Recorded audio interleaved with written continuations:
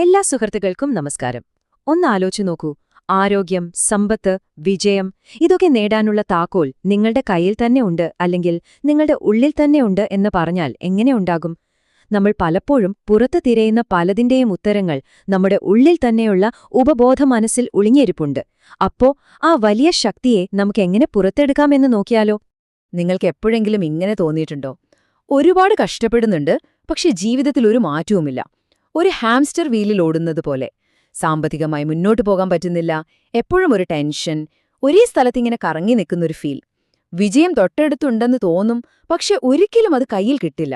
എന്തുകൊണ്ടാണിത്? എന്താണ് നമ്മളെ പിന്നോട്ട് വലിക്കുന്നത്? നമുക്ക് നോക്കാം. സത്യത്തിൽ ഈ കുടുങ്ങിപ്പോയ അവസ്ഥയുടെ കാരണം മറ്റെവിടെയുമല്ല, നമ്മുടെ ഉള്ളിൽ തന്നെയാണ്. നമുക്കെല്ലാവർക്കും രണ്ടു മനസ്സുകളുണ്ട്. അതിലൊന്ന് ഒരു നിഴലുപോലെ നമുക്കുപോലും അറിയാതെ നമ്മുടെ ജീവിതത്തിലെ ഏതാണ്ട് 95% കാര്യങ്ങളെയും നിയന്ത്രിച്ചുകൊണ്ടിരിക്കുകയാണ്. അതാരാണ്? നമുക്ക് ആ രഹസ്യശക്തിയൊന്ന് പരിചയപ്പെടാം. നമ്മുടെ ജീവിതം ഒരു കപ്പല് പോലെ സങ്കൽപ്പിക്കുക. നമ്മുടെ ബോധമനസ്സില്ലേ, അതാണ് കപ്പലിന്റെ ക്യാപ്റ്റൻ. എങ്ങോട്ട് പോകണം, എന്ത് നേടണം എന്നൊക്കെ തീരുമാനിക്കുന്നത് ഈ ക്യാപ്റ്റനാണ്. പക്ഷേ ഉപബോധമനസ്സോ? അതാണ് കപ്പലിന്റെ എഞ്ചിൻ റൂം. ക്യാപ്റ്റൻ എന്ത് ഓർഡർ കൊടുത്താലും അത് ചോദ്യം ചെയ്യാതെ അങ്ങ് പ്രവർത്തിപ്പിക്കും. ഇനി ഞെട്ടിക്കുന്ന കാര്യം എന്താണെന്ന് വെച്ചാൽ, നമ്മുടെ ജീവിതത്തിലെ 95% സമയവും ഈ എഞ്ചിൻ റൂമാണ് നമ്മളെ ഓടിക്കുന്നത്. അപ്പോൾ ശരിക്കും ആരാണ് നമ്മുടെ ജീവിതം നിയന്ത്രിക്കുന്നത്? ഇവിടെയാണ് നമ്മൾ ഏറ്റവും കൂടുതൽ ശ്രദ്ധിക്കേണ്ട ഒരു കാര്യം. നമ്മുടെ ഉപബോധ മനസ്സിന് ശരിയും തെറ്റും അറിയില്ല, തമാശയും കാര്യവും തിരിച്ചറിയാൻ പറ്റില്ല. നിങ്ങൾ തുടർച്ചയായി എന്തതിനോട് പറയുന്നു, അതൊരു കമാൻഡായിട്ട് അത് സ്വീകരിക്കും. അതുകൊണ്ടാണ് ചെറുപ്പത്തിൽ ആരെങ്കിലും നിന്നെ ഒന്നിനും കൊള്ളില്ലാന്ന് ആവർത്തിച്ചു പറഞ്ഞിട്ടുണ്ടെങ്കിൽ അത് വലുതായാലും നമ്മുടെ ഉള്ളിലൊരു സത്യം പോലെ കിടക്കുന്നത്. അപ്പോ നമ്മൾ ആവർത്തിച്ച് കേൾക്കുന്ന എന്ത് കാര്യവും ഉപബോധ മനസ്സ് ഒരു സത്യമായി എടുക്കുമെങ്കിൽ അതിന്റെ അർത്ഥമെന്താണ്? നമ്മുടെ വിശ്വാസങ്ങൾ, അവയാണ് നമ്മുടെ ജീവിതമെന്ന കെട്ടിടം പണിയാനുള്ള ബ്ലൂ പ്രിന്റായി ഉപബോധ മനസ്സുപയോഗിക്കുന്നത്. ആ വിശ്വാസങ്ങൾക്ക് എത്രത്തോളം ശക്തിയുണ്ടെന്ന് നമുക്ക് നോക്കാം. ഇതൊന്ന് ശ്രദ്ധിച്ചു കേൾക്കണം. നമ്മുടെ പുറത്തുള്ള ലോകം ഒരു കണ്ണാടി പോലെയാണ്.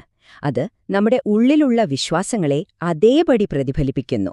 എനിക്കൊന്നിനും ഭാഗ്യമില്ല എന്ന് ആത്മാർത്ഥമായി വിശ്വസിക്കുന്ന ഒരാൾക്ക് പോകുന്നിടത്തെല്ലാം ദൗർഭാഗ്യം കാണാൻ കഴിയുന്നത് ഇതുകൊണ്ടാണ്.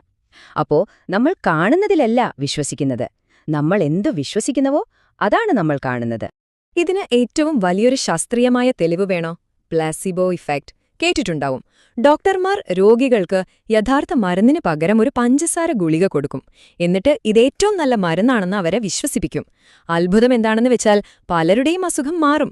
കാരണം സിമ്പിളാണ്, ആ ഗുളിക കഴിച്ചാൽ അസുഖം മാറുമെന്ന് അവരുടെ ഉപബോധ മനസ്സങ്ങ് വിശ്വസിച്ചു. ആ വിശ്വാസമാണ് അസുഖം മാറ്റിയത്, അല്ലാതെ പഞ്ചസാര ഗുളികയല്ല. ഓക്കെ, അപ്പൊ നമ്മുടെ ഉള്ളിലുള്ള ഈ നെഗറ്റീവ് വിശ്വാസങ്ങളെ എങ്ങനെ മാറ്റിയെടുക്കാൻ പറ്റും? ഇതാ വളരെ ലളിതമായ ഒരു 4 സ്റ്റെപ്സ്. ഒന്നാമതായി, നിങ്ങളെ പിന്നോട്ട് വലിക്കുന്ന വിശ്വാസം എന്താണെന്ന് കണ്ടെത്തുക. ഉദാഹരണത്തിന്, എനിക്ക് പണമുണ്ടാക്കാൻ കഴിയില്ല. രണ്ടാമതായി, ഈ വിശ്വാസം കാരണം നിങ്ങൾക്ക് എന്തൊക്കെ നഷ്ടങ്ങളുണ്ടായി എന്ന് മനസ്സിലാക്കുക. മൂന്നാമതായി, അതിനെ നേരെ തിരിച്ചിട്ട് ഒരു പോസിറ്റീവ് സത്യമാക്കുക. അതായത്, സമ്പത്ത് എന്നിലേക്ക് എളുപ്പത്തിൽ ഒഴുകിയെത്തുന്നു. നാലാമത്തത്, ഈ പുതിയ സത്യം എല്ലാ ദിവസവും ഒരു വികാരത്തോടെ ഫീൽ ചെയ്ത് മനസ്സിൽ ആവർത്തിക്കുക. ശരി, അപ്പോൾ നമ്മുടെ ജീവിതത്തിന്റെ ബ്ലൂ പ്രിന്റ് നമ്മുടെ വിശ്വാസങ്ങളാണെന്ന് നമുക്ക് മനസ്സിലായി. ഇനി ആ ബ്ലൂ പ്രിന്റ് എഡിറ്റ് ചെയ്ത് നമുക്ക് ഇഷ്ടമുള്ളൊരു ജീവിതം പണിയണ്ടേ? അതിനുള്ള ടൂൾസ് എന്തൊക്കെയാണെന്ന് നോക്കാം. നമ്മുടെ ഉപബോധ മനസ്സിലേക്ക്, ആ എഞ്ചിൻ റൂമിലേക്ക് നേരിട്ട് കമാൻഡ് കൊടുക്കാൻ സഹായിക്കുന്ന 3 ശക്തമായ ടൂൾസ് ഉണ്ട്. അവയാണ് സ്ഥിരീകരണങ്ങൾ അഥവാ എഫർമേഷൻസ്, ദൃശ്യവൽക്കരണം അഥവാ വിഷ്വലൈസേഷൻ, പിന്നെ സ്ലീപ്പ് പ്രോഗ്രാമിംഗ്. അപ്പോ എന്താണ് ഈ സ്ഥിരീകരണം അഥവാ അഫർമേഷൻ? സിമ്പിളാണ്. നിങ്ങൾ നേടാൻ ആഗ്രഹിക്കുന്ന ഒരു കാര്യം അത് ഇപ്പോൾ തന്നെ നിങ്ങളുടെ കയ്യിലുണ്ട് എന്ന രീതിയിൽ പറയുന്നൊരു പോസിറ്റീവ് വാചകം. ഭാവിയിൽ നടക്കും എന്നല്ല, ഇപ്പോൾ നടക്കുന്നു, അല്ലെങ്കിൽ ഞാൻ അതാണ് എന്ന് പറയണം. കാരണം നമ്മുടെ ഉപബോധ മനസ്സിന് നാളെ എന്നൊന്നില്ല, എപ്പോഴും ഇന്നു മാത്രമേ ഉള്ളൂ. ഈ വ്യത്യാസമൊന്നു നോക്കൂ.